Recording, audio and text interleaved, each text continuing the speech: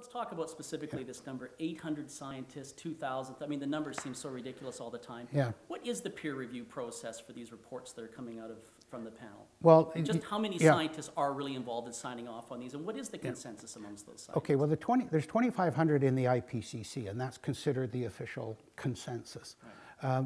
The majority of them are not in climate science at all. Of the 2,500, there's only 600 of that group, who are mostly bureaucrats, by the way, appointed by their governments, not in climate, so Environment Canada people go. Of that 600, I would say probably 8 or 10 that have any expertise in climate. And I wouldn't even consider somebody like, I won't mention any names, but somebody who is a computer modeler. They're not climate scientists, but they have great authority. And that's, when you cut the numbers down, and John McLean's done a very good analysis of this, there's probably only about 12 or 13 people that are actually enough qualifications to even consider what they're doing and what's going on. They control the whole process.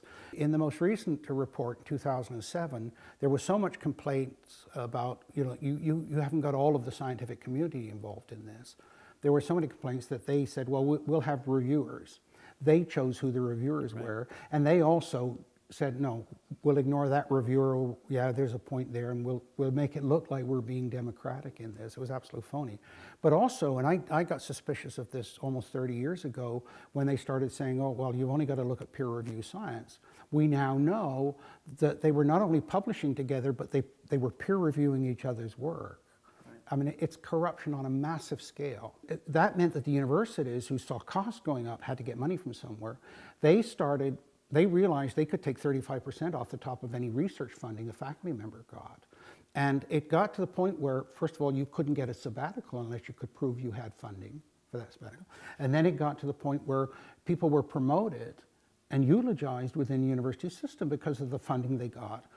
The problem with all of that was, and Canada's a very good example, 99% of the funding came from the federal government.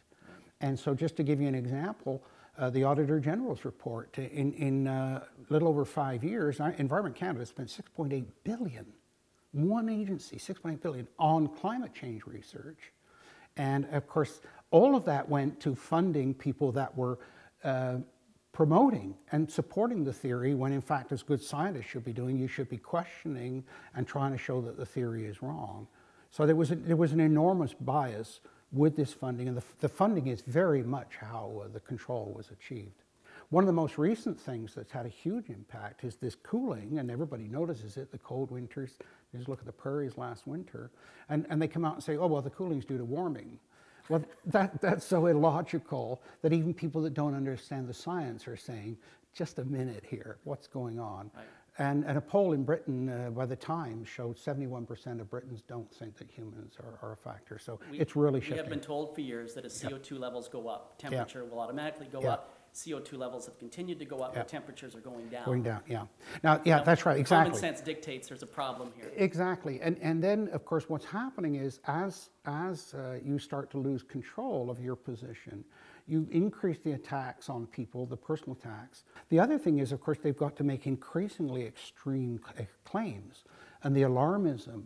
And one of the things that I learned through my career, having dealt with extremists through my career, is that I try to figure out what's the role of extremists. And I finally determined that the role of the extremist is to define the limits for the majority.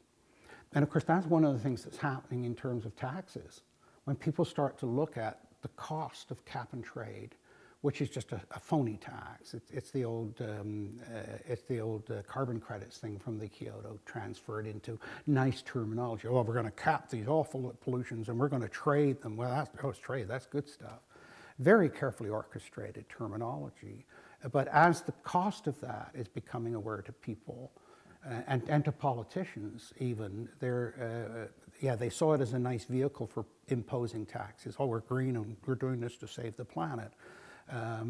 But the true cost is really starting to make the public stand up and think, and that's critical. Thank you. Thank you very much. Thank you. Dr. Ball. If you feel what you've heard is important, make it important enough to forward to all your contacts. You've been watching taxpayer.com.